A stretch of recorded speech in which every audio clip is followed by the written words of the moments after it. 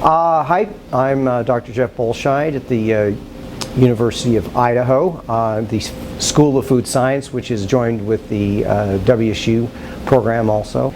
Came up and did my graduate work at WSU and fell in love with food chemistry. And one of the things I learned early on in food chemistry was the importance of water, moisture, but in particular water activity. And that was a very interesting concept for me in terms of the food safety, food stability issues. I was very much interested in flavor and color chemistry of foods, and I didn't realize the importance of water activity in these very fundamental aspects and concepts in terms of food science and consumer safety and also consumer acceptability of it. So currently I teach an introductory food science course and also the senior level food chemistry course, which allows me now to talk quite a bit and actually explore a lot more in terms of what water activity is.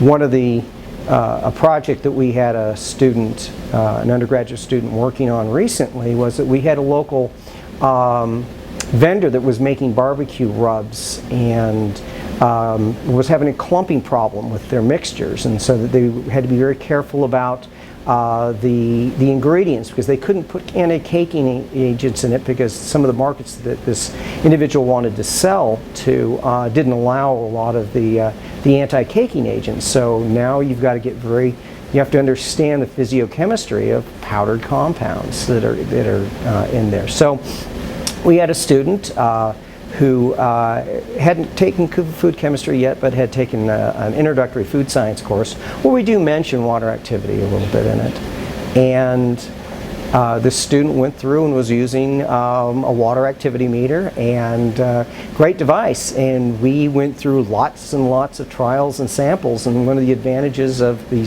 Aqualab and some of these more modern devices is we can run a lot of samples in a very short period of time. The throughput's fantastic. And so that we were able to look at the individual components that went into this barbecue rub and try to determine maybe there was a point in terms of either temperature abuse issues with the barbecue rub in terms of clumping. Maybe there were some formulation differences that we could suggest. So one of the things we did is tell this individual maybe you need to go back and discuss with your suppliers particle size of the ingredients, or maybe you need to specify in moisture content and water activity of the specific components to avoid these clumping issues. And while that was really good on one hand for that ingredient manufacturer, it was great for the student. And then when we got it, into class, I could point to that student in class and say, well, Jenny, tell me about your experiences with water activity in this project. And she could explain it very well to her peers, and I think they got a little bit better feeling for water activity. The best part's when they come in with a question and then they answer it themselves. And there was one instance where a student came into class and they had the, as we call it, student chow, like Purina cat chow, top ramen. And they had a bag of top ramen in there, and they brought it in and they had the little soup packet in it. And it was hard as a rock. And they wanted to know, why is this so hard? Shouldn't it be really flexible and soft, the little packet in there? And then I asked them, well, what do you think's going on there? And they thought and they thought and they thought, and he says, well, it's turned into a brick, right?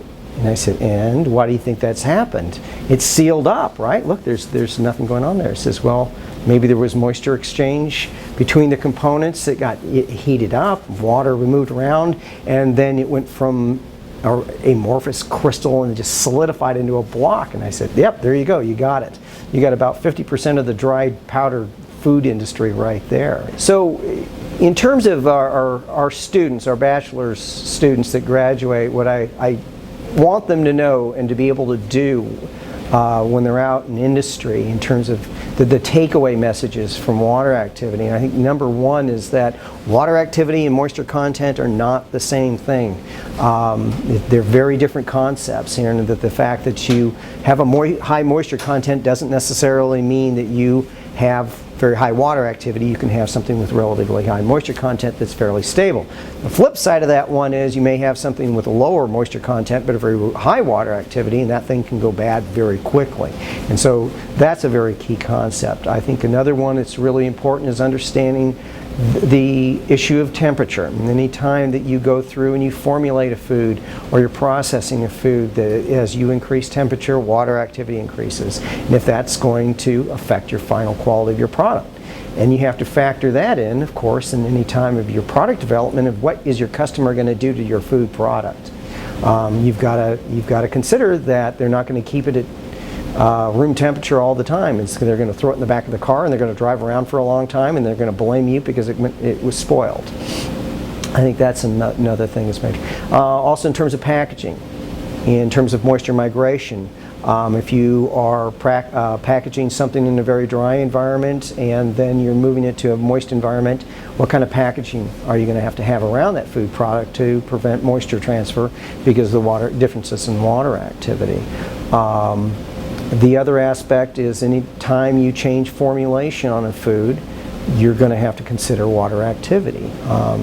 If you go through and you're using different modified food starches or different thickeners or potentially changing the sugar content of food, it's going to impact your water activity. And you're going to have to go back and look at that in the lab and then in your pilot scale runs, and then also it's going to be really important that on your production runs you maintain a close eye anytime you change the formulation of your food product. So it's not only what is water activity important in terms of the stability of your food, but how does your processing and ingredients modify the water activity, and not only for maybe one component but maybe something else if you've got a multi-component food.